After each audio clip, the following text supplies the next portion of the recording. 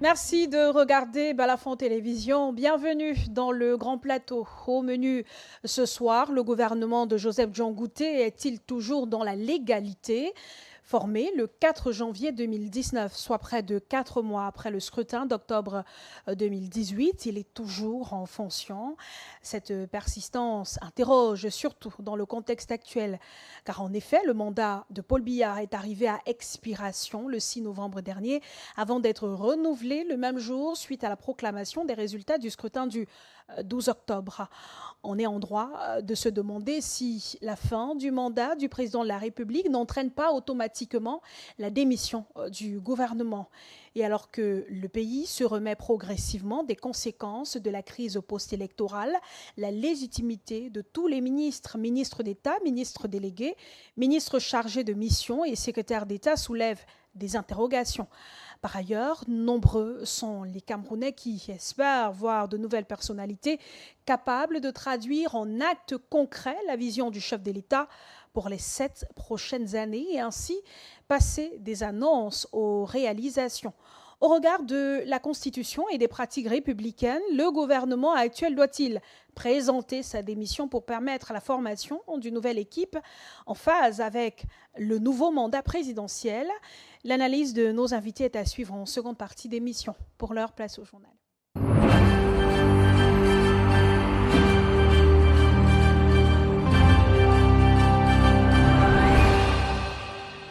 En ouverture, élection régionale du 30 novembre 2025, Elections Cameroun assure que tout est quasiment prêt. Un total de 1809 membres du collège électoral, composé de chefs traditionnels et de conseillers municipaux, se rendront aux urnes le 30 novembre 2025 pour élire 90 conseillers régionaux dans la région du littoral. Faisons le point sur les préparatifs. Le délégué régional d'Elecam pour le littoral, Serge Bourdon-Otia, a assuré que tout était quasiment prêt en termes de matériel dans la région. Seul le RDPC est en lice pour les élections régionales et la catégorie des chefs traditionnels représente la majorité des candidats. Jirès Azangué et Fondre Marquez résument l'interview du délégué régional d'Elections Cameroun pour le littoral dans cet élément. Less than 2 weeks before the regional election, the regional delegation of Elections Cameroon in the littoral region says they are fully ready for D-Day. Serge Otia Bodong explains how the election will unfold with 2 electoral colleges. Il s'agit d'un scrutin de liste et une élection indirecte. C'est-à-dire que tout le monde n'est pas concerné par l'élection. Nous avons 2 collèges électoraux. Il y a un collège qui est constitué de chefs traditionnels autochtones et un collège qui est constitué des conseillers municipaux. L'élection se tient uniquement dans les chefs-lieux de département. On November 30, 2025, 90 regional councillors will be elected in the littoral region as detailed by the Lekam regional delegate. Nous allons à l'élection pour élire les conseillers régionaux. Le littoral a au total 90 conseillers régionaux qui sont constitués de 2 corps. Les représentants du commandement traditionnel, ils sont 20 dans toute la région, dont 5 par département. Et nous avons les délégués des départements qui sont 70 dans toute la région du littoral. Alors, si vous voulez la répartition, nous avons dans le Mungo, nous avons 19 délégués de département. Dans le Nkam, nous avons 6. Dans la Sanaga maritime, on a 15. Et dans le Vouri, nous en avons 30. Only the ruling CPDM party has submitted lists in all the divisions of the littoral region, while the category of traditional rulers has multiple lists. Les listes sont investies par les partis politiques. Dans tout le littoral, nous avons un seul parti politique qui est en liste, c'est le RDPC. Les autres partis politiques n'ont pas candidaté. Et dans la catégorie des du commandement traditionnel, nous avons plusieurs listes. Dans le Mungo, nous avons 2 listes qui sont en compétition. Nous avons dans le Nkam 3 listes en compétition. Dans la Sanaga maritime, 2 listes en compétition. Et dans le Vouri, nous avons une seule liste qui est en compétition. Donc, voilà un peu comment ça va se passer. Et les chefs traditionnels auront leur bureau de vote à eux, parce que c'est un collège à part. Ils auront leur bureau de vote et les conseillers municipaux auront leur bureau de vote parce qu'ils élisent pas les mêmes listes. A total of 1,809 voters are expected to cast their ballots, with voting to take place in the headquarters of each division. Vouri, Lycée Jos, Mungo, Lycée de Moningoba, Sanaga Maritime, Lycée Bileng de Dea, as well as Nkam, Lycée Technique de Yabassi. Et dans cette interview accordée à Fondre Marquez, le délégué régional d'Elections Cameroun pour le littoral a fait le point sur le nombre de bureaux de vote et l'état des préparatifs du scrutin du 30 novembre prochain. Serge Bourdon-Outia précise que des bulletins de vote spécifiques ont déjà été produits à cet effet. Je vous propose de les réécouter. Vous savez, comme l'élection se tient uniquement dans les chefs-lieux de département, vraiment c'est une petite élection. On a à peine moins de 20 bureaux de vote dans toute la région. Vous voyez que c'est pas très important. Les kits électoraux sont déjà là, puisqu'on nous sortons d'une grande élection qui a mobilisé beaucoup de matériel. Nous avons beaucoup de matériel et les kits électoraux sont prêts. Les bureaux de vote également sont connus. La campagne est déjà lancée. Les bulletins de campagne sont déjà là. Nous attendons tout simplement que les listes qui vont aller dans les bureaux de vote puissent arriver, puisque les cartes également sont déjà produites, les cartes d'électeurs. Vous savez que dans le cadre de cette élection, il y a des cartes spécifiques, des cartes d'électeurs spécifiques qui sont produites et distribuées aux différents électeurs. Ce ne sont pas des cartes qui ressemblent aux cartes de tous les électeurs comme on l'a connu pendant les élections présidentielles.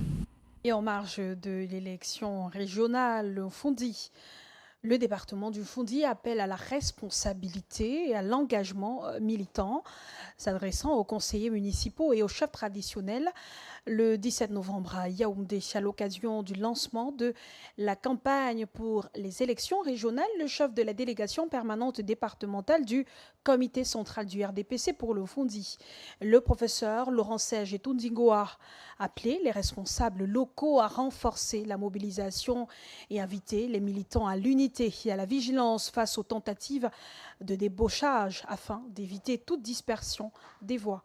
Je vous propose de l'écouter dans cet élément de Sébastien Yébé. Nous devons gagner cette élection parce que l'Onfundi a cet avantage, cette chance d'avoir tous les conseillers régionaux qui sont du RDPC. Et nous ne voulons pas qu'une seule voix manque à l'appel. On avait déjà noté ça à la précédente élection où nous avons eu quelques bulletins nuls. Les conseillers doivent savoir qui sont les conseillers du parti et non les conseillers des maires. Ils sont les conseillers municipaux du parti. Ils ne sont pas les conseillers des maires. Ils n'ont personne à sanctionner. S'ils sanctionnent, c'est le parti qu'ils sanctionnent. Donc on les attend tous. Et ils doivent voter à 100% les listes de notre parti. Merci. Autre élection annoncée, les législatives et les municipales. Et à l'approche de ces rendez-vous électoraux, les tensions internes et les ambitions renouvelées redessinent le visage de l'Union des populations du Cameroun. La faction de Rose Ndjiche a entrepris une campagne dynamique pour reconstruire sa base en recrutant et en formant de nouveaux talents. Une initiative visant à revitaliser un mouvement qui peine depuis longtemps à retrouver son influence. Mais cet élan retrouvé a été brutalement mis à l'épreuve lorsque les autorités ont interrompu une conférence, une formation de la jeunesse à Douala 5e, de quoi raviver les inquiétudes sur le climat qui prévaut sur la scène politique camerounaise et quant au respect des libertés civiles dans notre pays. Fondre Marquez. In the build-up to future elections, the Union of the Peoples of Cameroon UPC under the presidency of Rose Ndjiche is seeking to inject new blood into the party nous avons besoin de vous. Mais pas seulement de vous seuls, nous avons besoin de vos camarades aussi. Et il faut trouver comment vous pouvez les faire venir ici. Nous n'avons pas de solution toute faite. Il n'y a pas de solution toute faite. C'est une réflexion commune qui peut nous amener à trouver des solutions aux problèmes qui se posent dans le parti et qui se posent au parti. Speaking during a pedagogy conference with a handful of youths in the party, the UPC president highlighted that these new recruits will be trained so they can fully imbibe the UPC culture. Que les gens acceptent de se former. Quand on fait quelque chose comme ça, on devrait être ici au moins à 50. Pourquoi on n'atteint pas 30? Parce que quelqu'un va te dire, je n'avais pas l'argent de transport. Or, à l'époque, les gens faisaient des kilomètres pour aller à un comité de base. Des kilomètres. Et c'était une fierté. Donc, c'est cette prise de conscience que nous voulons qu'au niveau des jeunes qu'on va recruter, qu'ils commencent à savoir qu'ils doivent se former. Ils doivent apprendre ce qui se passe, pourquoi ils sont dans cette situation, et ainsi de suite, et ensemble. Et puis, les divisions. The event was disrupted following instructions from the divisional officer of the Douala 5 subdivision, a move condemned by the party head, who nonetheless considers it a non-event. Même si vous étiez dans votre chambre, les pouvoirs néocoloniaux là, sont capables de venir vous sortir de votre chambre et dire qu'il ne faut pas causer avec votre mari parce que vous avez parlé politique. Rien n'interdit aux camarades ou membres d'un même parti de mener des réflexions en privé. The Douala 5 GO in his document stated that the conference had never been declared and posed a risk of public disorder. The pedagogical gathering was also aimed at mobilizing youths in the party, relaunching party activities, and restoring the ideologies of the movement. En éducation, les lauréats auditeurs libres des écoles normales supérieures et des écoles normales supérieures d'enseignement technique poursuivent leur plaidoyer. Après une motion de soutien adressée au chef de l'État la semaine dernière, restée sans suite officielle, une délégation d'une dizaine d'enseignants s'est rendue au Premier ministère pour déposer à nouveau leur requête, également transmise à la présidence de la République. Leur objectif, obtenir une reconnaissance de leur statut et une insertion effective dans la fonction publique camerounaise. Sébastien Oyébé. Les lauréats des auditeurs libres du Cameroun ont de nouveau saisi les hautes autorités pour obtenir la reconnaissance de leur statut et leur intégration à la fonction publique. Plus d'une dizaine d'entre eux ont déposé en ce début de semaine une correspondance au Premier ministère après une motion de soutien adressée au chef de l'État en semaine dernière. Le président de la République s'est engagé à mettre la jeunesse et la femme au centre de cette mandature. Alors c'est une opportunité pour nous de venir dire au président de la République que nous, les jeunes, nous sommes conscients, nous avons compris, nous avons vu la main tendue par le président de la République et nous sommes d'accord, nous le soutenons pour cette mandature. Et en ce qui concerne l'éducation, nous, les étudiants libres, au regard du manque criard d'enseignants sur le terrain, nous sommes une réponse immédiate au président de la République pour parler à ce problème-là. Le collectif avait déjà demandé une remise solennelle de cette motion, une initiative restée sans suite officielle. Déterminée, les enseignants ont cette fois transmis une nouvelle lettre au Premier ministère et à la présidence, espérant qu'elle parvienne au chef de l'État. C'était en date du 10 novembre 2025. Nous n'avons pas eu de suite officielle. Aujourd'hui, nous sommes venus donc avec cette lettre et nous avons déposé à la primature pour qu'elle soit adressée au président de la République. L'objectif de cette lettre est pour une insertion à la fonction publique camerounaise au regard du besoin d'enseignants qui prévaut. Après la primature, nous allons à la présidence nous-mêmes. On n'est pas venu à la primature parce que nous ne pouvons pas aller à la présidence. Nous voulons juste impliquer toutes les chaînes de la gouvernance. Il rappelle avoir suivi les mêmes formations que les élèves réguliers et contribué déjà au fonctionnement de plusieurs établissements. Il plaide ainsi pour une insertion formelle dans la fonction publique. En attendant une réponse, ils affirment rester ouverts au dialogue et poursuivent leur plaidoyer. Également dans l'actualité, lancement de la phase 2 des travaux de la capitale régionale, Bafoussam entre en chantier. Les travaux de maîtrise d'œuvre pour la construction de 2 nouveaux bâtiments au marché A et le bitumage de la route Caen-Sable sont officiellement lancés. Dans la dynamique du programme Sport Cap, les études pour la mise en place d'équipements sportifs de proximité au lycée classique de Bafoussam, à Léniège et à l'hôtel de ville ont également démarré. Les bureaux d'études sont d'ores et déjà à pied d'œuvre. Montant global des investissements près de 5 milliards de francs CFA. Les précisions de Franck Duroc-Tassonquin. Améliorer la mobilité urbaine à travers la construction de 2 nouveaux bâtiments au marché A de Bafoussam, le bitumage de certaines voies de circulation dans la ville et la mise en place des équipements de sport de proximité dans la MIFI constituent le cahier de charges des bureaux d'études retenus dans le cadre de la phase 2 du projet C2D, capitale régionale, financé grâce à la coopération entre le Cameroun et la France. C'est l'occasion pour moi de lancer un appel aux riverains pour la route qui va de l'ancien Cansap jusqu'au niveau de Salvia, pour qu'ils donnent du leur afin que ces études aillent très vite. Et également aux responsables du lycée classique et de Léniège, qu'ils puissent faciliter les travaux de ces bureaux d'études qui vont commencer dès demain.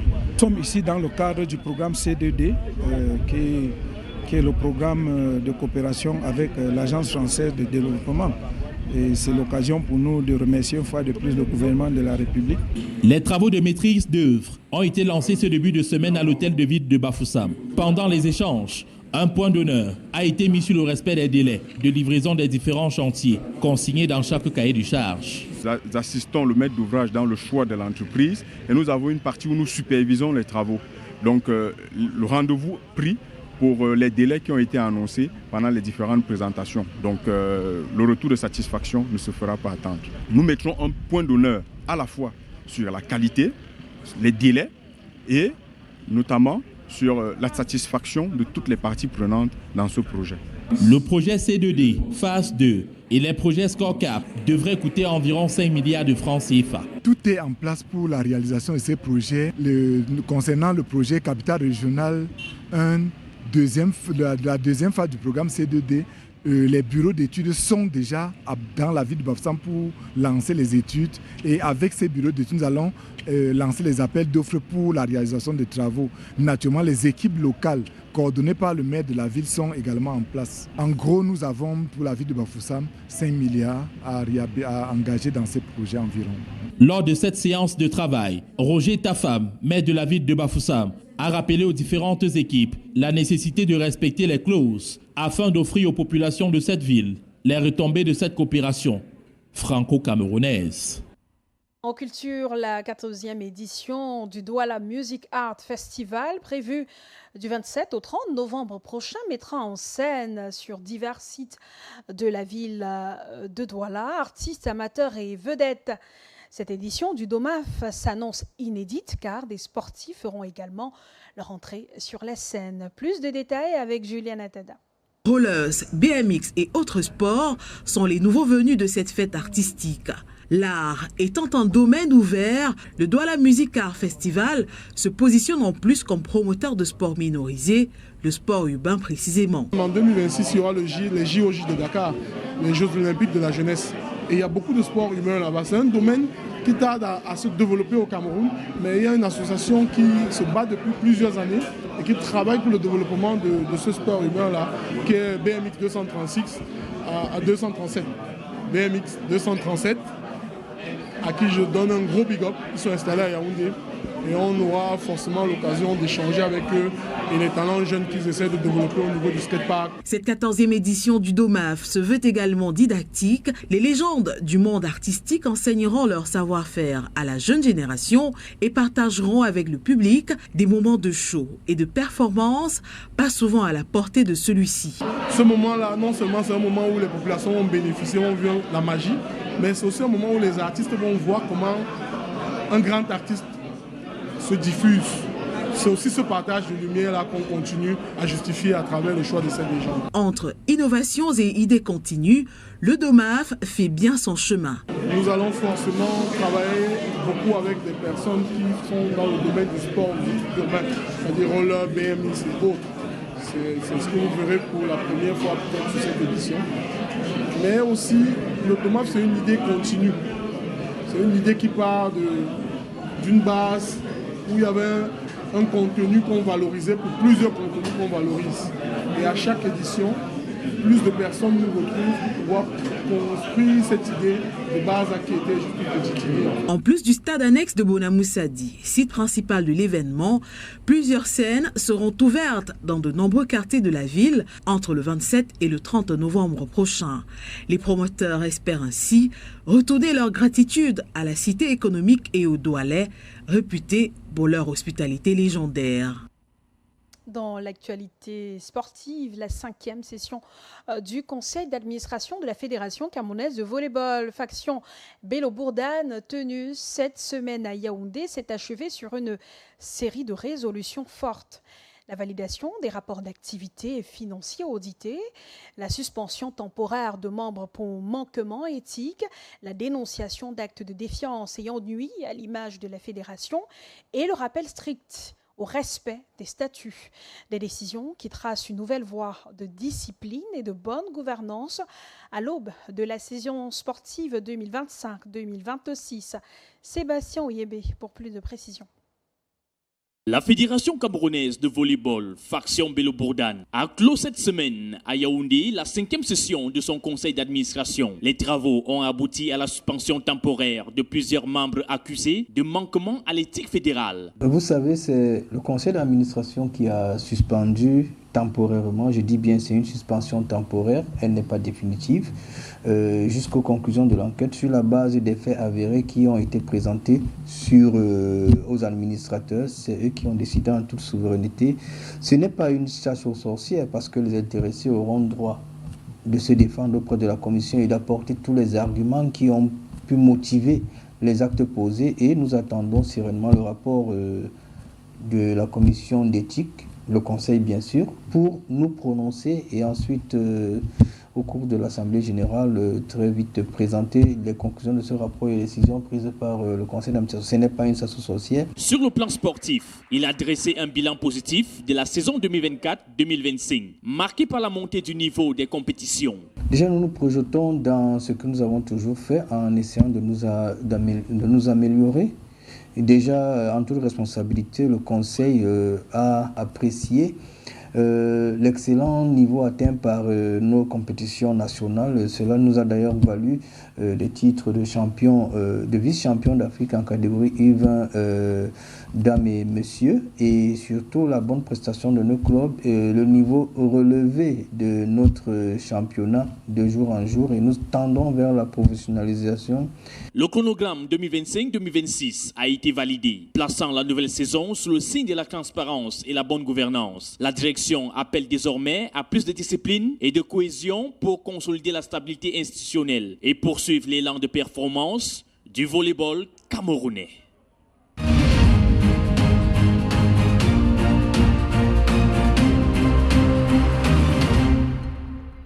Bienvenue dans la deuxième partie du Grand Plateau. 11 jours après sa prestation de serment, des Camerounais de plus en plus pressés de voir le président élu former le tout premier gouvernement de son septennat. Cette actualité fait débat au sein de l'opinion à l'effet de savoir si Paul Biya mettra en place une nouvelle équipe en raison des défis urgents qui interpellent l'homme du 6 novembre 82.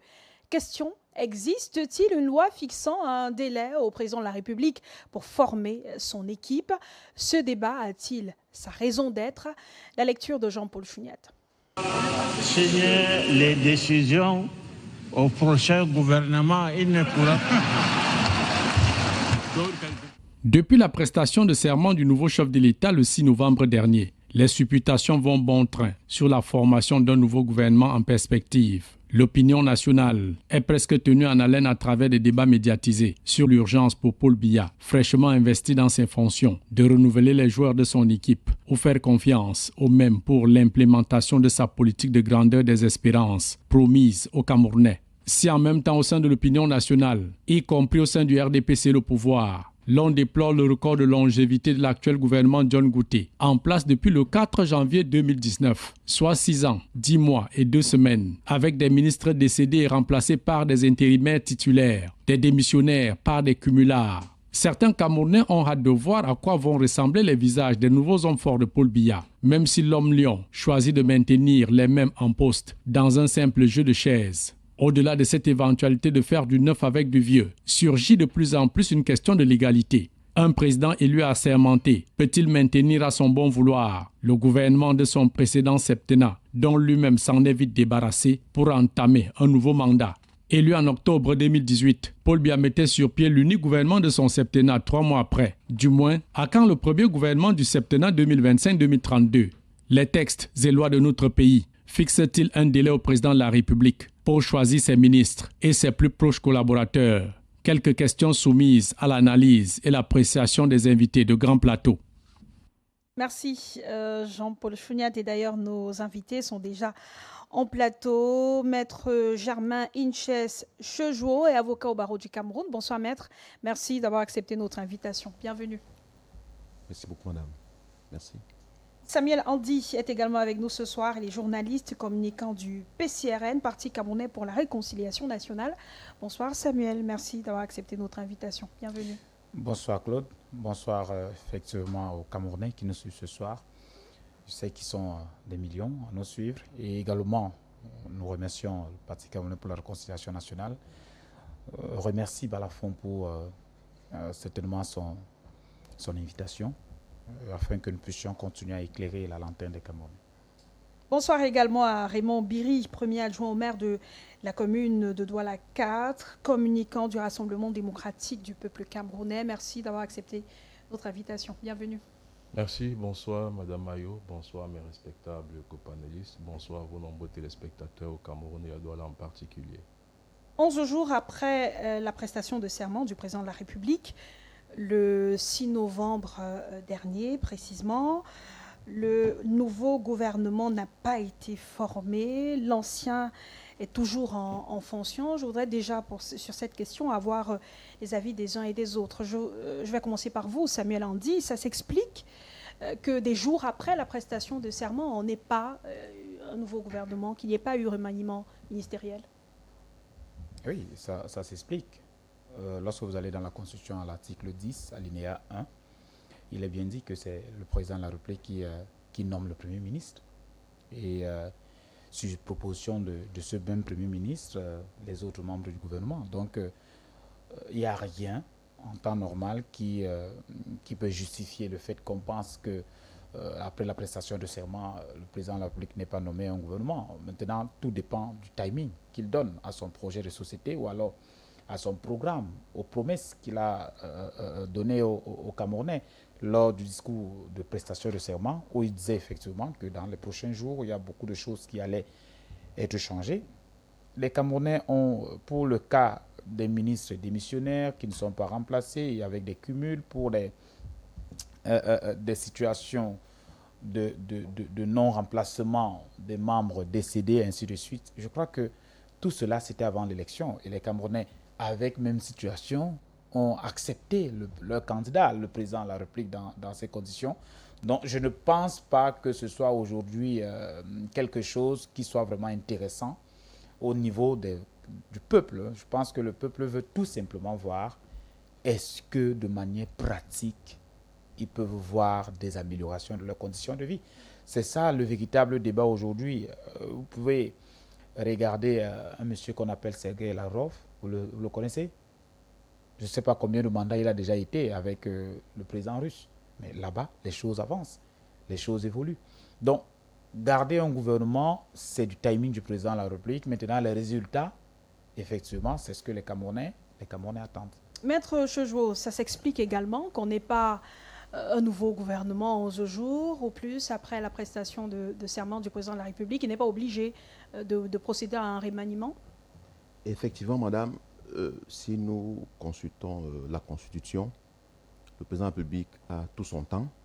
C'était à dessein parce que c'est un homme qui prend son temps, il prend vraiment des consultations pour procéder à des nominations. Donc, aucune disposition juridique n'encadre le délai de nomination d'un gouvernement. Du coup, tel que les précédentes élections, il prend à peu près 2 semaines, 1 mois pour nommer son gouvernement. Voire plus. Voire plus. Mais compte tenu de la situation, nous pensons qu'il aurait dû nommer rapidement un gouvernement pour satisfaire les attentes de la population. Du fait de la crise, du fait des remous actuels, il fallait absolument que le président de la République soit à même de nommer rapidement un gouvernement qui se mette au travail, qui mette en œuvre tout son projet électoral. Raymond Biry, ce qui fait débat, c'est surtout le fait que jusqu'à présent, il n'y ait pas eu la démission du Premier ministre, chef du gouvernement, qui entraîne également le départ des ministres qui l'accompagnent, de ces ministres. C'est vrai que par le passé, on n'a pas été habitué à ça au Cameroun, mais est-ce que vous comprenez un peu ce sujet de débat, ce qui fait en sorte que des Camerounais attendent impatiemment le remaniement ministériel? Il faut rappeler qu'en 2018, après l'élection, on a attendu pratiquement 4 mois pour avoir le nouveau gouvernement. Non, vous savez, il n'est pas question que le Premier ministre démissionne. Et puis tout cela dépend des régimes dans lesquels on se trouve. Parce qu'il ne faut pas que l'impatience aussi fait que les Camerounais, chacun commence à tirer l'analyse comme il veut tout simplement. Je veux un peu aborder la casquette du politologue que je suis. Les régimes parlementaires, tout simplement de type de l'Angleterre, du Canada, là-bas le Premier ministre émane du Parlement tout simplement. Bon, après une élection législative, si son parti a perdu, là il démissionne automatiquement. Et celui dont le parti a gagné, s'il est leader, il forme rapidement un nouveau gouvernement. Ça, c'est dans les régimes ou les démocraties parlementaires. Vous avez des régimes présidentiels comme ceux des États-Unis où on ne parle pas de Premier ministre, mais de vice-président. Ils sont élus au même moment que le président. Ça veut dire que si le sortant a perdu, il s'en va avec son vice-président et l'entrant arrive avec un vice-président qui a déjà fait la campagne, ils étaient dans la même liste tout simplement. Mais dans les régimes semi-présidentiels du type français et que le Cameroun a mimétisé tout simplement, il n'y a aucun préavis, il n'y a aucun délai qui est imposé au président tout simplement pour faire un gouvernement.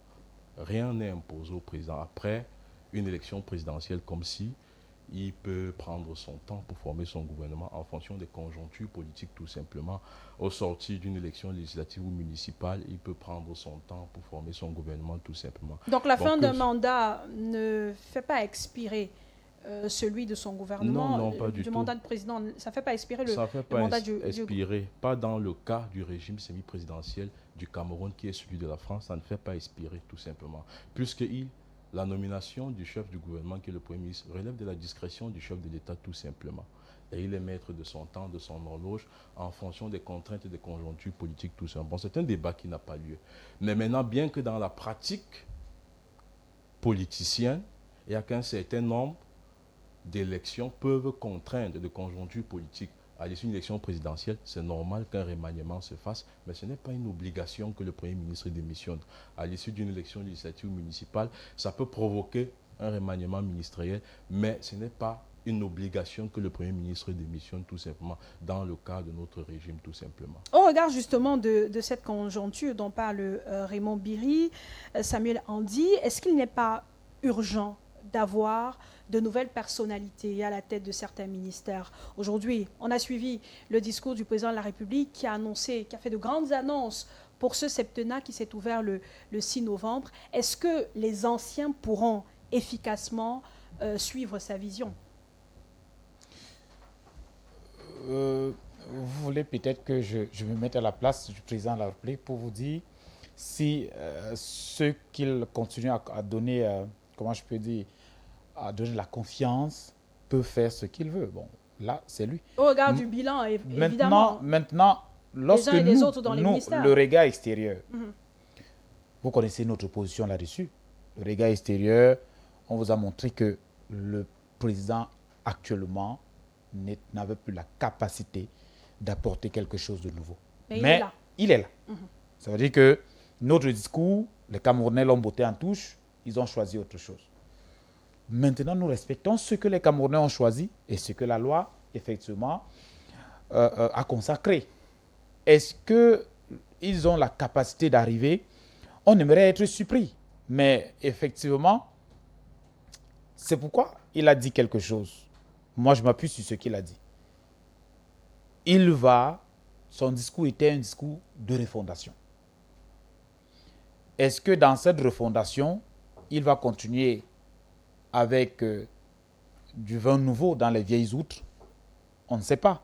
On attend. Est-ce qu'il va tout simplement renouveler à tous les niveaux? On attend. Mais je vais vous dire quelque chose.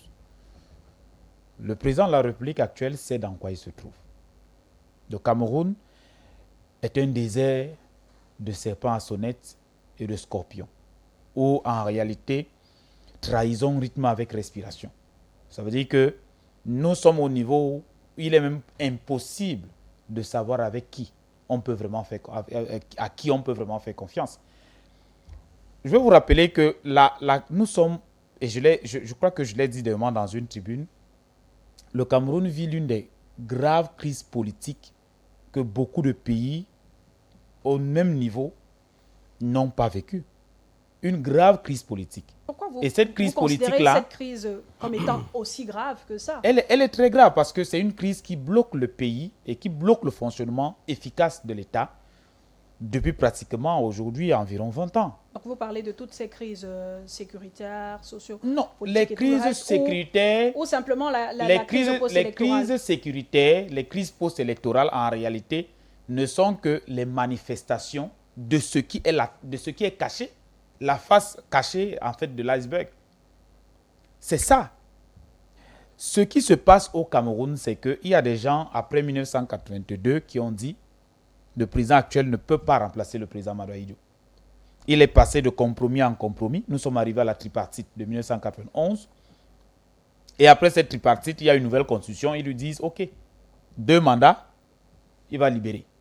Et après, sa dernière prestation de serment devait avoir lieu en 2004. Cela n'a pas marché.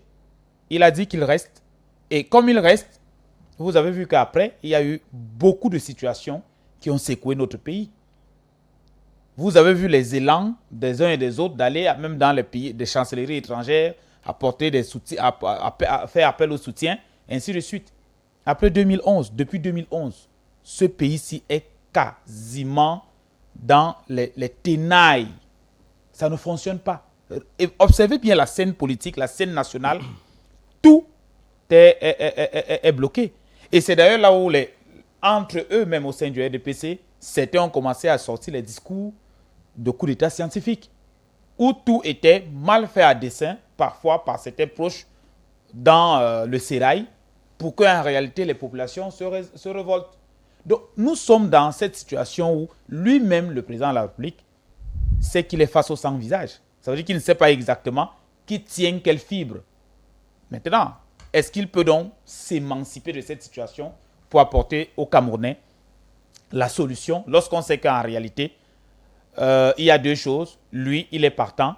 Et de 2, il y a eu un renouvellement interne du système par un certain nombre de personnes qui se sont auto-renouvelées en positionnant des enfants, les proches, ainsi de suite, pour le contrôle du pouvoir.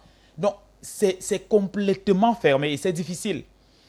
La question de formation d'un nouveau gouvernement aujourd'hui et des résultats que cela peut apporter dans les jours à venir est très complexe. J'ai dit est très complexe.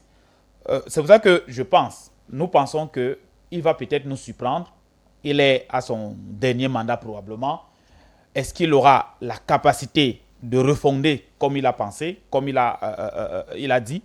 nous attendons et c'est ce que tous les Camerounais attendent. Ça, c'est l'avis d'un acteur, d'un homme politique. Maintenant, l'avis d'un acteur de la société civile, Maître Tchedjo, est-ce qu'il y a urgence de reformer le gouvernement? Et en le reformant, est-ce qu'on doit maintenir certaines personnes ou faire une sorte de rupture totale, mettre de nouvelles personnes à des postes de responsabilité?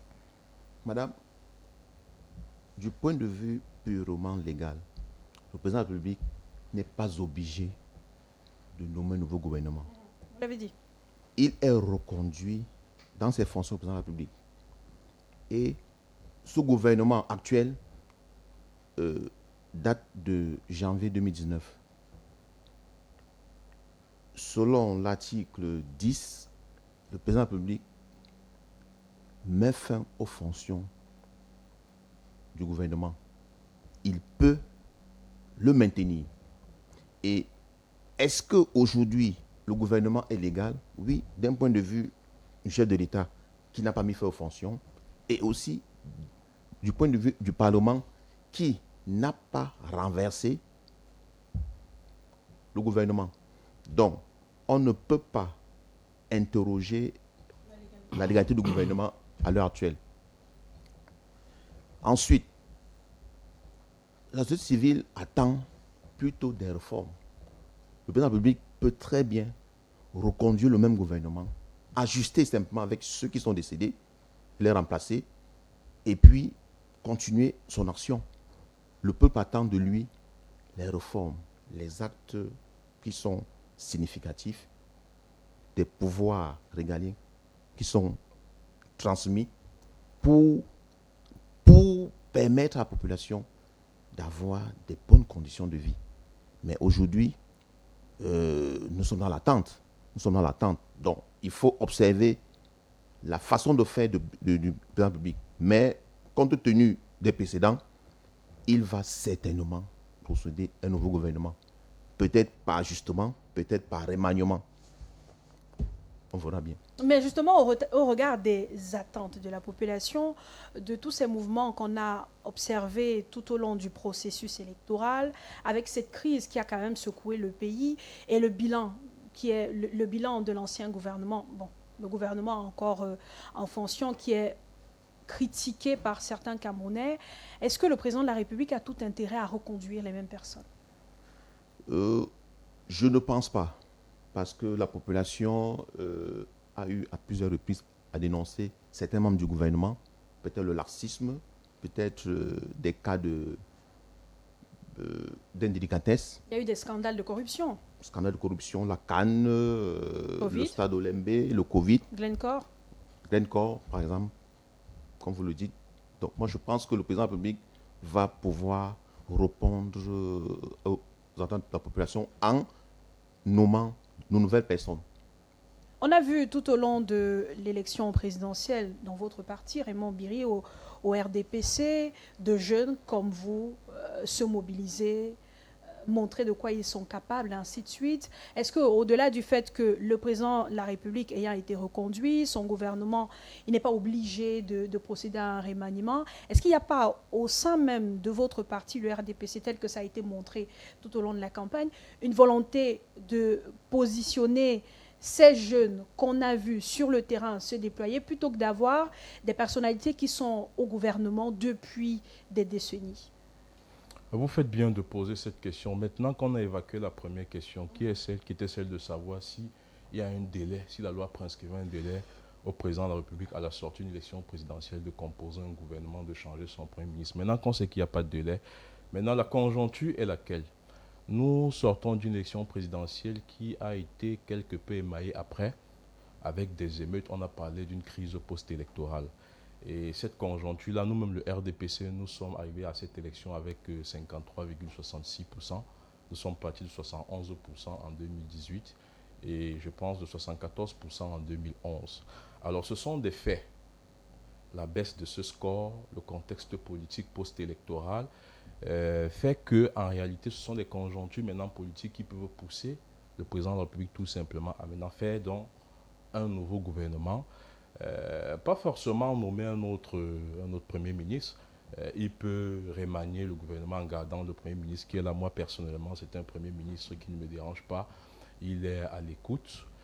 Son style est empreint d'humilité. Il va vers tout le monde. Moi, ça ne me pose pas de problème. Mais maintenant, il y a aussi que vous avez raison de poser cette question des jeunes qui ont travaillé, qui sont battus. C'est tout à fait normal. C'est ce qu'on appelle la redistribution tout simplement des cadres politiques après une élection. C'est légitime que ces jeunes pensent que ou aspirent aussi à être nommés tout simplement au poste de ministre. Surtout que le président lui-même a placé son septennat, le septennat de la grandeur et de l'espérance. Il a dit qu'il mettra le septennat au profit des femmes et des jeunes notamment. C'est tout à fait normal. Maintenant, il faut savoir faire aussi un savant dosage. C'est le militant du RDPC qui parle. Ça ne veut pas dire qu'on va dégager comme ça 67 ministres tout d'un coup. Non, les jeunes que nous sommes, nous savons, nous-mêmes nous aspirons au changement.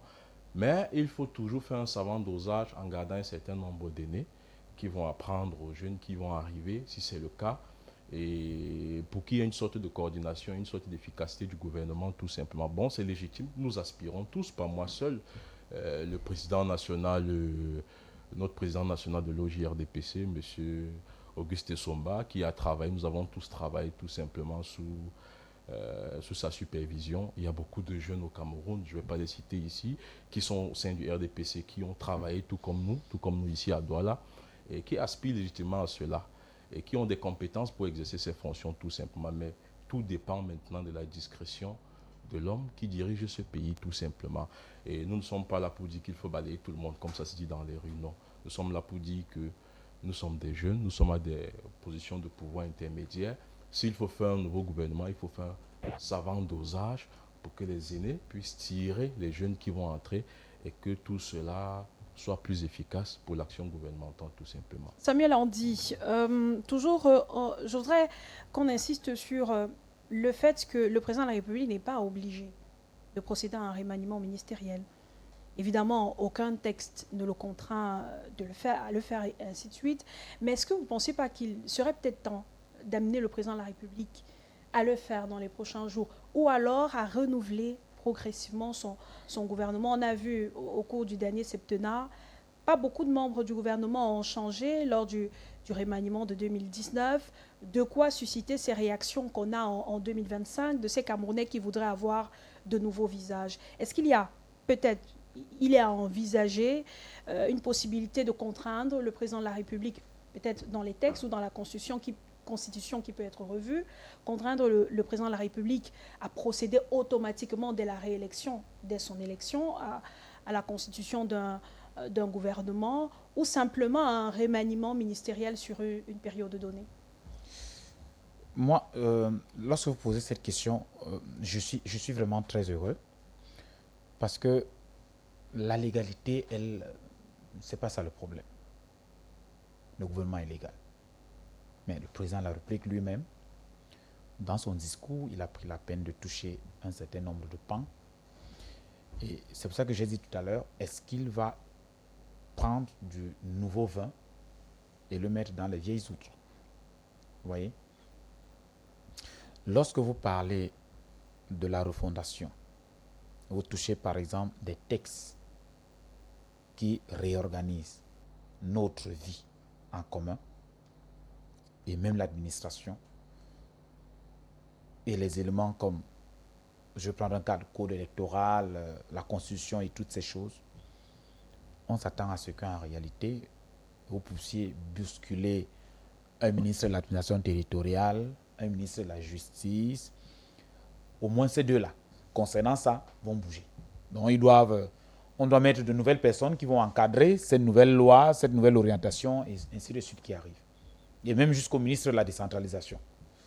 Lorsque vous prenez, on vous parle d'un régime fiscal qui doit être revu pour booster ou alors motiver les chefs d'entreprise à recruter plus de jeunes, ça veut dire qu'en réalité, la politique du travail en ce moment-là, surtout avec le ministère du Travail, le ministère de l'Emploi et le ministère des Finances, ces trois-là doivent être soit recadrés, soit réorientés, soit recevoir de nouvelles orientations, soit être bougés. En fait, quand je le dis, je veux tout simplement montrer qu'au sein de son discours, le président de la République a touché certains pans de la vie politique nationale, la vie économique et même sociale, qui font à ce que, en réalité, lorsqu'on regarde le bilan du dernier septennat, ces personnes qui ont dirigé ces départements ministériels doivent être tout simplement bougées. On ne dit pas qu'il quitte le gouvernement, mais peut-être qu'il peut, comme il a l'habitude de faire, parce que ça fait un bon moment qu'on n'a pas eu de remaniement au Cameroun. Le dernier, c'était un réaménagement. Donc, il peut toujours faire un réaménagement, mais en réalité, par rapport à ces secteurs-là, trouver des hommes et des femmes qui puissent porter en ces nouveaux objectifs, ces nouvelles orientations et avoir un nouveau suivi. Et par contre, moi, à ce niveau-là, je vous dis, c'est difficile. C'est difficile pourquoi? Parce qu'il y a une lutte presque cinquantenaire aujourd'hui au sein même de ce même parti qui, au-delà du nom qui a été changé en Rassemblement démocratique du peuple camerounais, c'est l'UNC. Il y a cette lutte vieille au sein de ce même parti qui, en réalité, conteste le pouvoir d'un homme. Et c'est d'ailleurs ça qui a amené le président de la République, pendant un moment, à ne même pas, je pense, trop considérer ce même parti qui l'accompagne au quotidien. Parce que c'est difficile de travailler avec des gens, vous les nommez, mais il n'y a aucun résultat. Est-ce qu'il est fier de ça? Je ne crois pas. Il parle à chaque instant dans ses discours de bandits à col blanc. Même la dernière fois, il parlait de donner plus de teneur à la lutte contre la corruption. Mais on sait que durant ce septennat, ça a été le septennat des scandales financiers. Le Covid, les CAN, allez regarder les complexes sportifs aujourd'hui, et les gens doivent répondre. Donc, c'est à lui, est-ce qu'il aura donc toute la capacité? Je pense qu'il a tous les textes juridiques de loi de notre nation qui l'accompagnent, mais est-ce que lui, à son niveau, au-delà des enjeux politiques, est-ce qu'il aura donc, je peux dire, cette poigne-là et ce courage de prendre les devants et de dire, il fait face à tout ce qui peut arriver. Parce que lui, le président de la République, il a les informations. Il sait exactement ce qui bloque ce pays. Il le sait, le chef d'État. Et il sait que cette question qui bloque ce pays, c'est une question de lutte pour le pouvoir et qui n'a rien à voir avec tout ce que nous baladons là depuis. Et pourquoi ça n'a pas changé depuis? Ça n'a pas changé parce que le président de la République a d'abord travaillé pour conserver son pouvoir. Et conserver, vous savez, il a dit ne dure pas au pouvoir qui veut, mais dure qui peut. Ça veut dire qu'il a... le pouvoir vient d'une certaine motivation qui en réalité est relayée par des actions. Ça veut dire qu'il a travaillé pour qu'il puisse se maintenir au pouvoir. Maintenant, quels étaient ses objectifs de se maintenir au pouvoir? Peut-être c'était des objectifs qui sont ailleurs que nous connaissons. Parce que quelque part, il faut le reconnaître, c'est pas quelqu'un... On ne va pas tout noircir sur le bilan du président de la République. Il y a eu beaucoup de choses qui ont été faites. On ne peut pas cracher dessus. Mais en même temps, peut-être qu'il y a des choses qu'il faut aujourd'hui. Moi, je dis, avec son dernier septennat, et au vu de son âge, il y a un certain courage qu'il faudrait qu'il prenne pour mettre un stop à tout ce désordre qui, en réalité, a bloqué le Cameroun. Nous sommes devenus la risée, en réalité. D'ailleurs, on a ressenti ça sur le score qu'il a eu cette fois-ci. Il doit comprendre que les Camerounais sont mécontents et il faut des actions. Il a fait un discours magnifique, mais il faudrait que cette fois-ci, comme Austin, le philosophe anglais l'a dit, que son dire soit fait. Il ne faudrait pas que son dire ne soit pas... On l'a fait dire en 2019 que la CAN, tout sera prêt aujourd'hui et ça n'a pas été prêt. Il ne faut pas que cette fois-ci, effectivement, qu'il lise un discours qui ne reflète pas les ardeurs de ce que lui-même on voit dans ce discours. Il faudrait qu'il passe à l'acte. Il a 7 ans pour ça. Et nous ne sommes que le 18. Je pense qu'au regard du contexte actuel, le président ne peut pas penser qu'il a 7 ans. Parce que il a prêté serment. Les élections législatives et municipales sont en train d'arriver. Imaginez si ce que nous avons vécu en octobre 2025 devient une prorogation dans les prochains mois, mai 2025, à partir de mai, juin, juillet 2025, ces élections-là doivent absolument être organisées. Imaginez si on prend ce même contexte, on le remet là-bas. Et je vous assure, les élections locales sont les élections les plus difficiles à gérer au regard de leur organisation. Donc, si il y a la moindre possibilité de viser un contexte chrysogène, je pense que lui, le président de la République, il a des informations, je le dis encore, il sait exactement quoi faire. Le problème, c'est surtout ce gouvernement, c'est surtout ses membres. Samuel Andy l'a relevé tout à l'heure. Au sein du gouvernement, il y a cette lutte pour le pouvoir, il y a cette lutte pour la préservation des acquis. Maître Chejouet, est-ce que vous pensez qu'il serait facile, entre ces membres du gouvernement et même avec la population, de travailler lorsqu'on a des administrés, si on peut les appeler ainsi, on a une population qui ne fait plus confiance à ses dirigeants? Moi, je pense que le président de la République est dans une situation difficile. Pourquoi difficile? Parce que, madame, à 92 ans, il est pratiquement impossible de gérer un État comme le Cameroun. J'ai la ferme conviction que le président de la République règne. Il règne, mais il ne gère plus.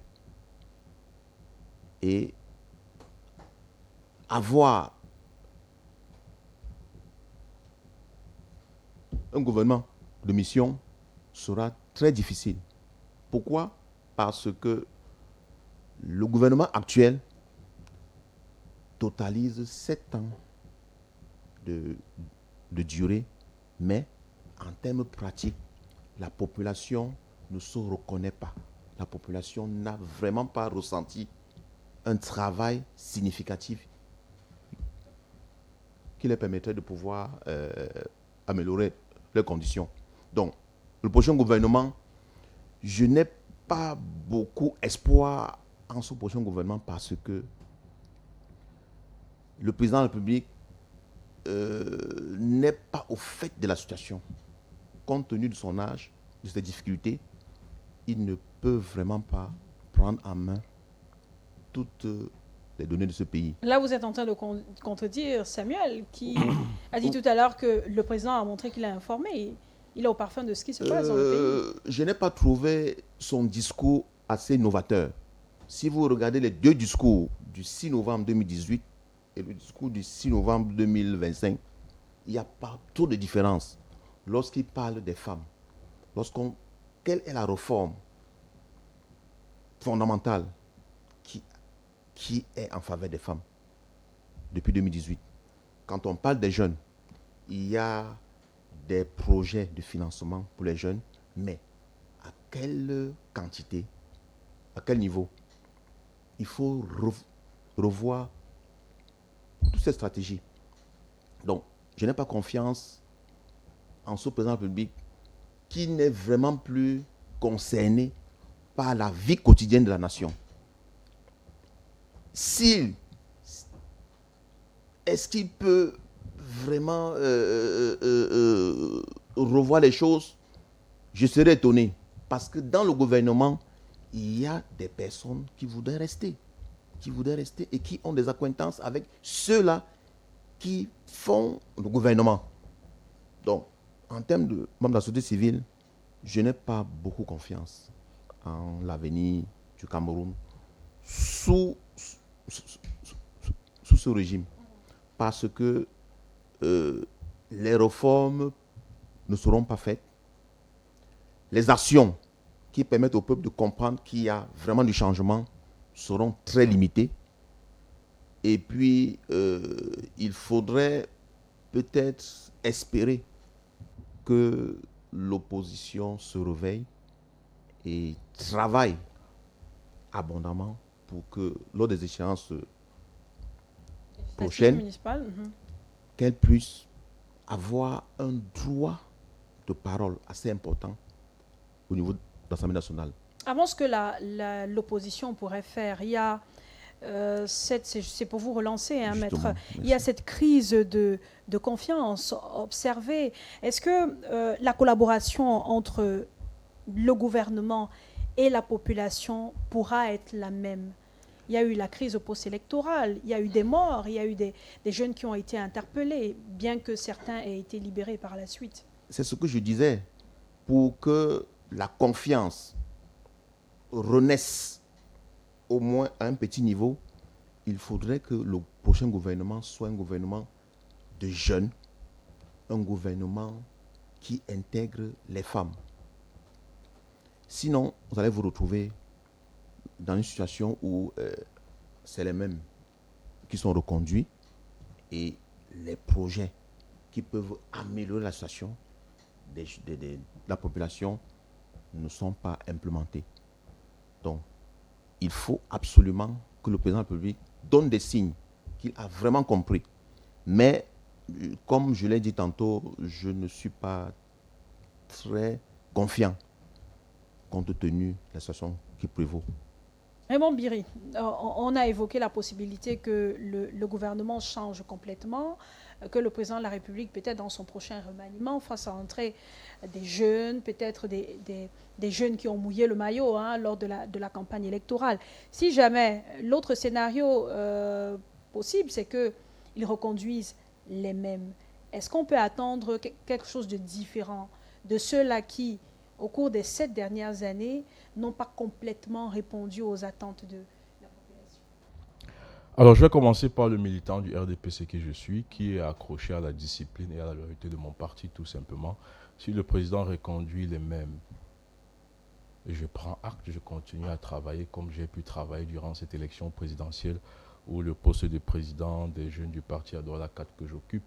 Maintenant, il faut savoir que le contexte et les conjonctures sont tels que, il faut le dire, le citoyen que je suis, il y a quand même une pression. Il y a quand même des attentes fortes. Il y a quand même un grand engouement au changement de voir de nouveaux visages, tout simplement. Et ça, nous le ressentons, nous qui sommes au quartier avec des jeunes, avec des femmes, avec des hommes. Il y a cette envie de voir de nouveaux visages, tout simplement. Et moi, je pense que dans son pouvoir discrétionnaire, tout simplement, le président de la République, contrairement à ce que Maître a dit, et je suis partiellement d'accord avec Andy, et dans son discours, il y a des éléments forts qui nous font croire qu'en réalité, cet électrochoc, tout simplement, viendra et va contribuer à apaiser les Camerounais, à dégonfler tout cela, à apaiser les tensions qu'il y a jusqu'aujourd'hui. Parce que, voyez-vous, c'est un discours, pour moi, qui a annoncé des mesures fortes à très, très, très court terme et à très, très, très moyen terme. Il n'y avait pas du long terme, du long courrier dans les mesures que le président ou les réformes il a annoncées, tout simplement. Il a dit, voyez-vous, j'ai jamais vu le président faire un discours de mon jeune âge prononcer le nom de Dieu par 2 fois. J'ai jamais vu le président de la République prononcer un discours où il commence par dire « Je mesure la grandeur de vos frustrations et de vos attentes. » C'est peut-être en raison du score obtenu. Oui, et il dit encore « Il m'a été parvenu vos frustrations de par les consultations stratégiques que mes équipes et moi ont menées tout simplement. » Bon, il a dit frustration par 2 fois.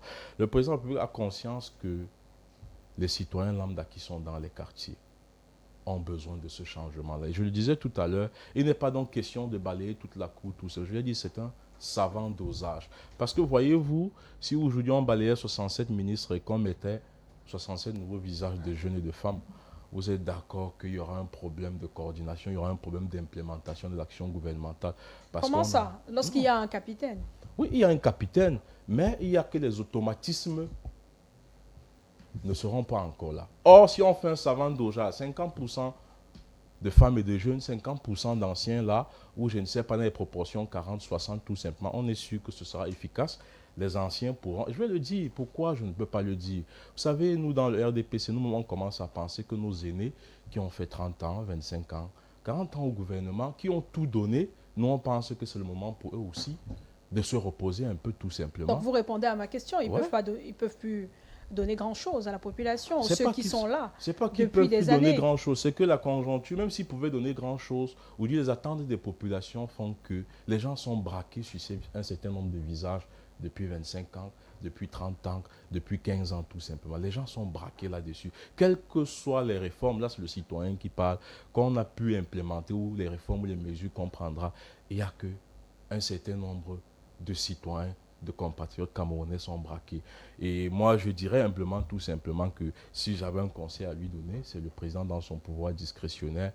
Il n'y a que s'il faisait ce savant dosage de jeunes, de femmes et des anciens qui conduiront, qui montreront le chemin. Tous. Je vous ai dit, je n'ai pas de problème, le Premier ministre qui est là. Je suis sûr que ce serait plus efficace.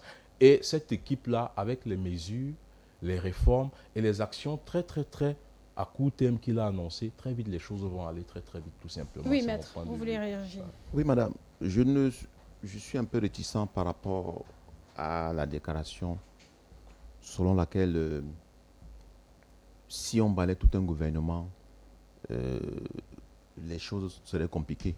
Je ne pense pas. Le président de la République définit la politique de la nation. Le ministre conçoit et il coordonne les actions. Les actions sont menées par les agents administratifs qu'on appelle les fonctionnaires. Donc, nous avons besoin des ministres qui soient des visionnaires, qui implémentent des actions, des projets en faveur de la population. Nous pouvons très bien faire comme aux États-Unis, où le président de la République qui entre en fonction nomme tous les ministres à tous les postes et l'action est lancée. Nous pensons que ce pays a besoin d'un électrochoc. L'électrochoc que le peuple voudrait voir, c'est par exemple un gouvernement totalement remanié, avec de nouveaux visages, avec de la jeunesse, avec de la fougue, du dynamisme. Donc, en commençant par les ministres d'État, secrétaires d'État, ministres délégués, ainsi de suite. À chaque niveau de l'administration, madame, il faudrait changer.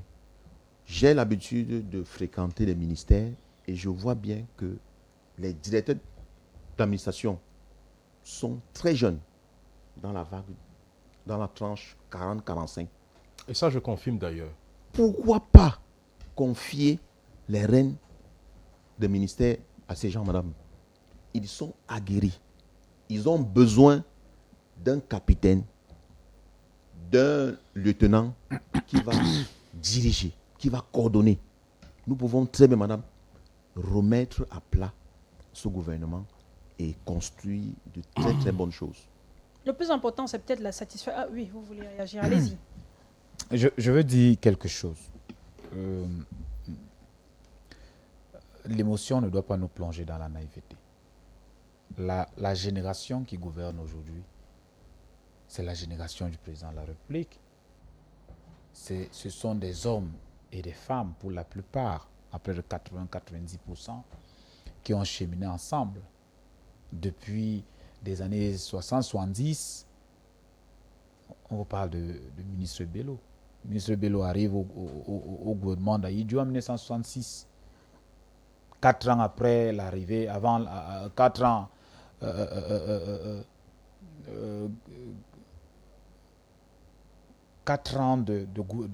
d'administration du président de la République actuelle. Ça veut dire qu'il était déjà là. Et vous allez voir que ce sont ces gens qui ont cheminé ensemble. Je vous ai parlé de la lutte pour le pouvoir. Ce sont ces gens qui ont cheminé ensemble et qui ont pensé qu'à un moment donné, l'autre allait passer la main et ils pouvaient aussi goûter à... Ils ont tout, hein. Ce sont des ministres qui sont là. Lorsque vous êtes ministre pendant 30 ans, vous avez quand même eu tout ce qu'il vous faut pour bénéficier d'une bonne retraite. Posez-vous la question pourquoi ce sont ces mêmes-là qui contestent celui qui a la gouvernail. Je veux dire le gouvernail. Le problème aujourd'hui au Cameroun, c'est que vous avez une génération qui veut conserver le pouvoir à tous les niveaux et qui ne veut pas partir. Et donc, une seule envie de bouger. Du président, oui. Une seule génération, une seule volonté de bouger l'un ou l'autre, cela engage le chantage. Cela engage les menaces. cela engage des trahisons. Dire que le président de la République peut prendre la décision de mettre, actuellement ils sont combien? 63.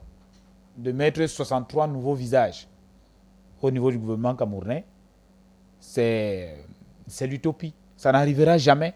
C'est ce qu'on veut, c'est ce qu'on pense, mais ça n'arrivera jamais. Mais sur le Faut être quota, réaliste. il peut mettre même 50 nouveaux visages. Il ne peut pas mettre 50. Nous serons... Il devrait? J'ai dit, je ne suis pas sur ce qu'il devrait faire. Parce que ce n'est pas nous qui lui dictons ce qu'il doit faire. Mais ce que je sais qu'il fera n'atteindra pas 50 renouvellements. Ça ne peut pas atteindre 50. Regardons tout simplement l'après-discours du président de la République. Il y en a qui ont eu la volonté de démontrer que le président a dit qu'il faut absolument faire quelque chose. J'apprécie le ministre de Femme Dongo, le ministre de l'Enseignement supérieur, qui a pris, dès le lendemain du discours, signé la décision de réouverture des écoles doctorales, telles que le président l'avait annoncé dans le discours. Oui. Cela n'a pas attendu 48 heures. Mais est-ce que les autres? C'est le même gouvernement. Ça veut dire qu'après le discours du président de la République qui a fixé le cap, les autres devraient commencer à bouger. Est-ce que les autres aussi ont fait? Bon, on a vu peut-être le ministre Mounouna Futsu de la jeunesse créer combien? On a cité 70 nouveaux emplois. 79 nouveaux emplois qui étaient les motos. Peut-être c'est aussi sa manière de bouger, mais c'est déplorable. Mais est-ce que vous parlez de ces réactions immédiates ou décisions immédiates de certains membres du gouvernement au lendemain de la prestation de serment du président de la République? Est-ce qu'il n'y aurait pas derrière une volonté de montrer qu'on travaille beaucoup, se positionner pour conserver sa place? Mais effectivement, la position au sein du gouvernement devrait être animée par la compétition. Ça veut dire que le chef a nommé, moi je vais travailler pour lui démontrer que je veux rester. S'il n'y a pas une réelle volonté d'animer, lorsqu'on parle d'animer, l'animation de l'action gouvernementale, c'est ça.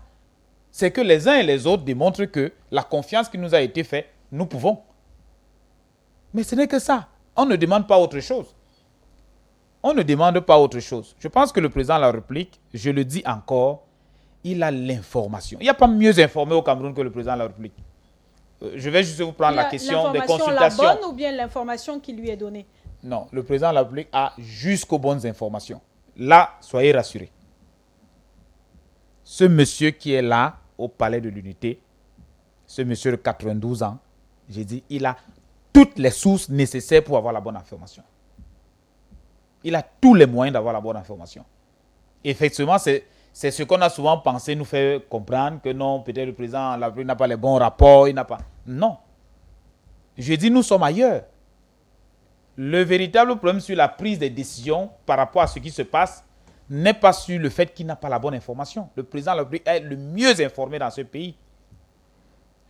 Maintenant, j'étais en train de vouloir montrer que là où il est, nous sommes en train d'aller... Nous voulons qu'il y ait un nouveau gouvernement. Le président de la République, en fonction de ce qu'il a vu, parce qu'il a d'abord entendu. Vous vous souvenez qu'on a contesté l'organisation des consultations par le secrétaire général président de la République, que non, c'est lui qui veut le pouvoir, il le fait pour lui.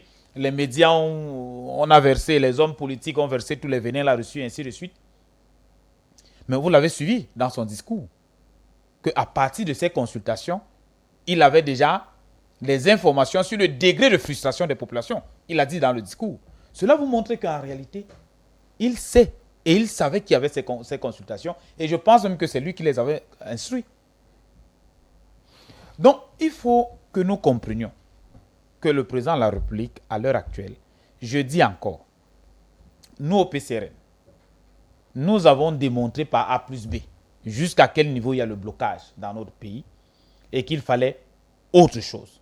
Il fallait un Cameroun nouveau. Les Camerounais, en âme et conscience, ont décidé de faire autrement. Aujourd'hui, la seule chose que nous voulons, c'est de dire au président de la République, écoutez, vous avez prêté serment et dans ce serment, il y a des engagements à respecter. Les Camerounais ont besoin de voir des réelles améliorations. Parce que, effectivement, s'il n'y a pas ces améliorations, ces manipulateurs qui sont à l'intérieur même du sérail vont continuer à utiliser les populations spoliées, les populations démunies, les populations paupérisées, les populations qui en réalité qui sont abandonnées pour les remonter contre le gouvernement ou alors contre lui, le président de la République, et gâter tout le pays. Nous avons vu à quoi nous avons frôlé. Heureusement que le PCRN, par son leader qui est mesuré et qui sait exactement quel cap nous suivons, a réussi effectivement à créer, à travers ce qu'il a toujours dit, le petit colibri a fait sa part, qui était de ne pas accepter d'entrer dans le désordre. Parce que si le PCRN avait basculé dans le camp du désordre, croyez-moi madame, nous ne serions pas sur ce plateau ce soir. Mais on n'a pas beaucoup vu le PCRN calmer la population, faire des sorties écoutez, lors de la crise post-électorale. Le silence est mieux que en réalité le bruit. Il y a quelqu'un, et là je retiens ça du président de la République, qui a dit l'agitation en réalité n'a rien à voir avec l'efficacité. Le silence peut également définir une approbation. Hein? Non, il n'y a pas eu d'approbation. Je ne pense pas. Évidemment, ce n'est pas le sujet. Non, ce n'est pas le sujet, mais je vais vous amener à comprendre que là où nous allions, si le PCRN avait décidé de basculer dans le camp du désordre, je vous assure qu'en réalité, nous ne serions pas là aujourd'hui. Et dans ce calme et dans ce silence, notre silence a parlé, notre silence a enseigné. D'ailleurs, vous allez vous rendre compte que on ne faisait que lancer les appels au PCRN et à son leader. Cela montre effectivement le poids qu'il avait dans le basculement de la situation. C'est noté. Avant Raymond Biri, vous permettez, je voudrais que Maître Chedjo réagisse à cette question concernant la légalité. On est d'accord, chacun de vous l'a dit ici, le gouvernement actuel est légal. Mais comment instaurer la légalité du gouvernement actuel qui pourrait être reconduit ou du nouveau gouvernement qui sera constitué par le président de la République dans le cœur ou dans la tête des Camerounais de certains Camerounais du moins, qui ne font déjà pas confiance au président élu, celui qui a prêté serment, ceux qui ne le reconnaissent pas comme étant le président de la République. Non, madame, la population n'a pas besoin d'accepter la nomination du gouvernement. Non. Les actes du président de la République sont fondés sur la Constitution. Le président de la République prend les actes et ces actes s'imposent à tout le monde, à tous les citoyens. Il nomme un gouvernement, il nomme un premier ministre et tout le monde doit l'accepter. Donc, on ne peut pas imaginer une population qui réagit de façon légale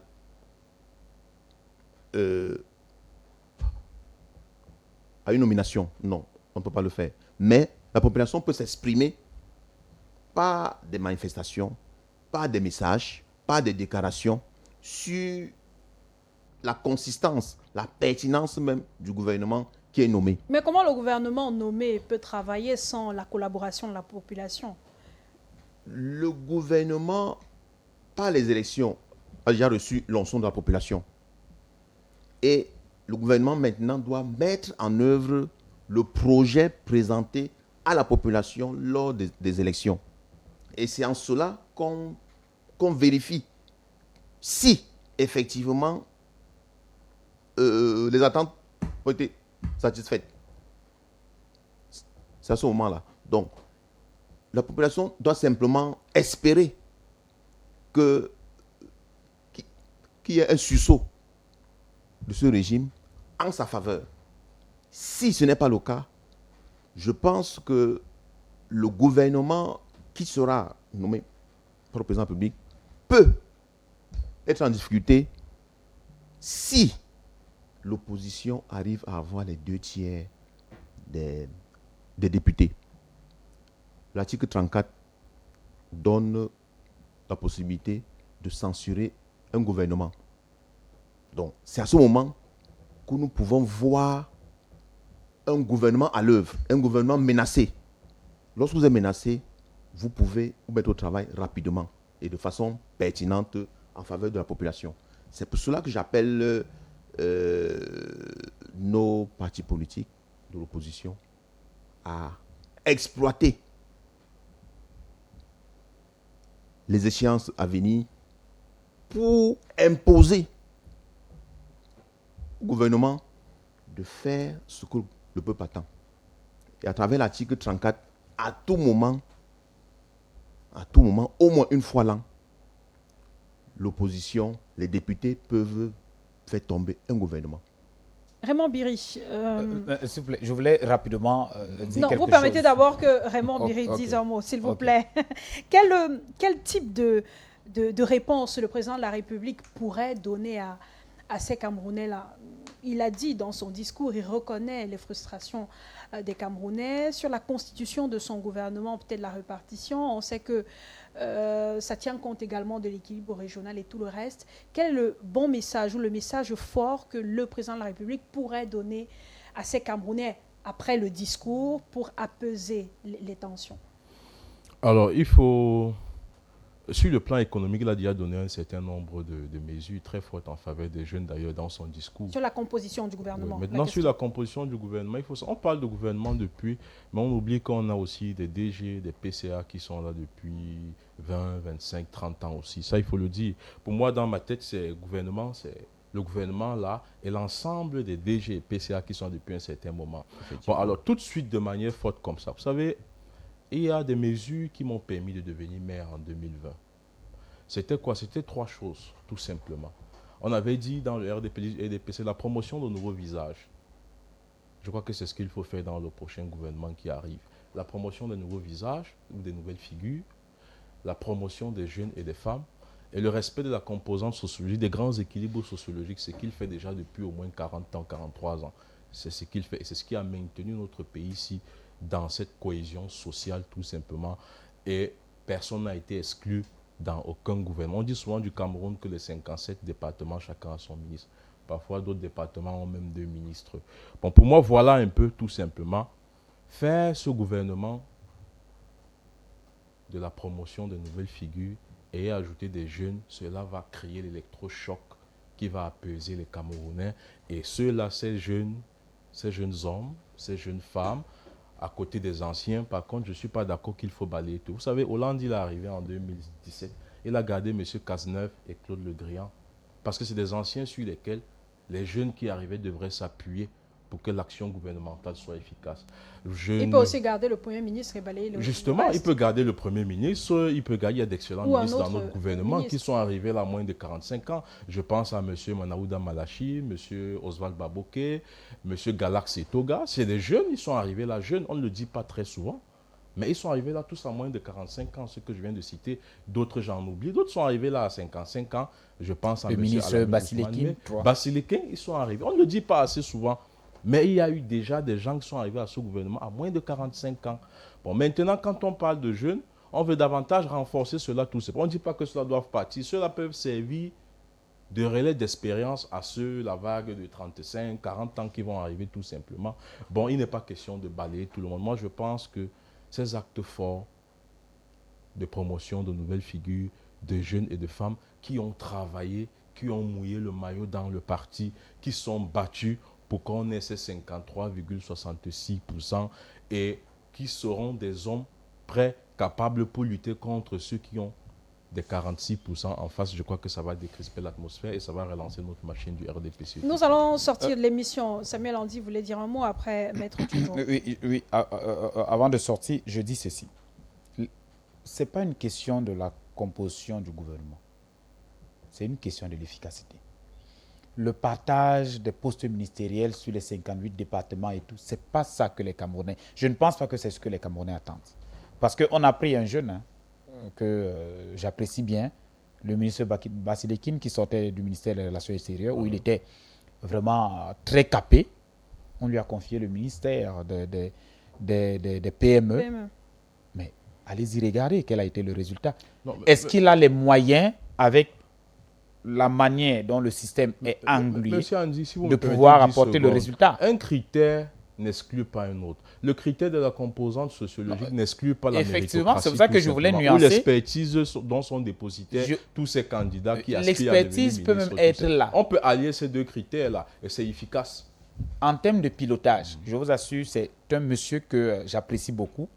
D'ailleurs, il faut aller au ministère des Relations extérieures pour connaître effectivement quelle a été son efficacité là-bas. C'est quelqu'un qui est capable de piloter beaucoup de choses. Mais est-ce que le système lui a permis de se mouvoir, de démontrer ce dont il est capable? Est-ce que ce qu'il faut pour apporter effectivement les résultats au niveau des PME au Cameroun lui a été donné efficacement? Donc c'est ce que je dis, c'est une autre chose. Aujourd'hui, on a besoin d'efficacité. On peut vous nommer ministre aujourd'hui, Monsieur Biri, mais que vous n'ayez pas les éléments qui vous permettent effectivement d'atteindre les objectifs.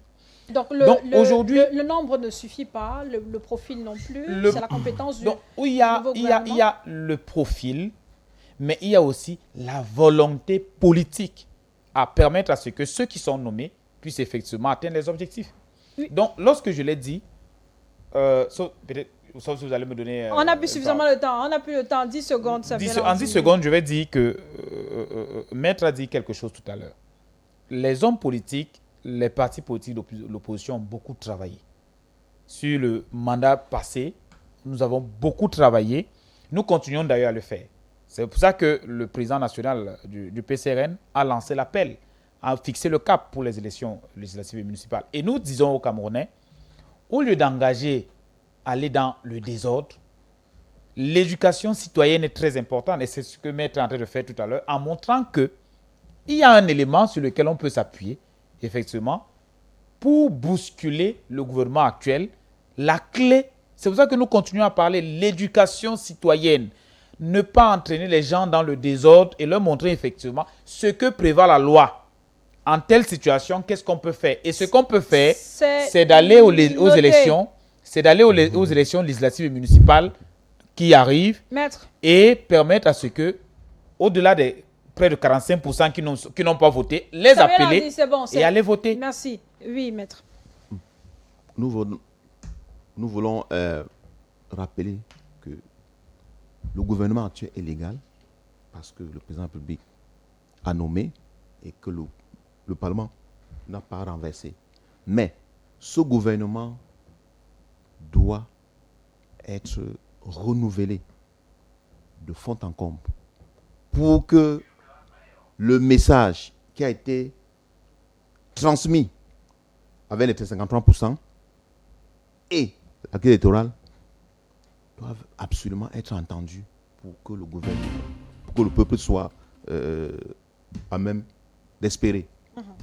On va sortir par ces mots. Merci beaucoup, Maître Chedjo. Merci également à Raymond Biri qui est avec nous ce soir. Merci Samuel Andy. Merci à vous de nous avoir suivis. Je vous souhaite de passer une excellente fin de soirée en compagnie de nos programmes. Rendez-vous demain, 19h30 sur Balafon Télévision.